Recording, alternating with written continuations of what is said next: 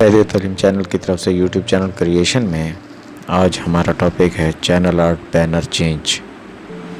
First of all हम Google में link बार में जाके एड्रेस बार में अपना एड्रेस देंगे यूट्यूब का या बुकमार्क से खोलेंगे, पेज ओपन होगा। पेज ओपन होने के बाद हम इसकी साइट चेंज करने के लिए डेस्कटॉप साइट को चेक इन लगा देंगे।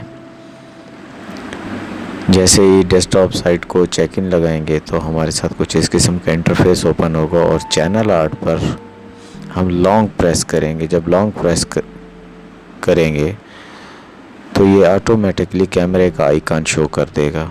जहाँ से हम कैमरा आइकन को क्लिक करेंगे तो मेन पेज के फीचर्स बार जो है वो ओपन होगी। उसमें 3 ऑप्शंस होती हैं, प्रोफाइल पिक्चर, बैनर इमेज और ब्रांडिंग का।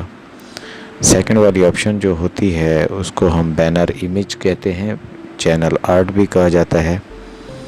उसको सिलेक्ट करेंगे और उसके लिए ख़ास चीज़ जो होती है वो चैनल आर्ट की रेजोल्यूशन और पिक्चर साइज़ होता है, जिसकी तफसील अभी हम आपको बताते हैं। जो स्क्रीन रेजोल्यूशन होगी या पिक्चर की जो रेजोल्यूशन होगी, गैलरी में जाके हम कोई भी पिक्चर सेलेक्ट करेंगे।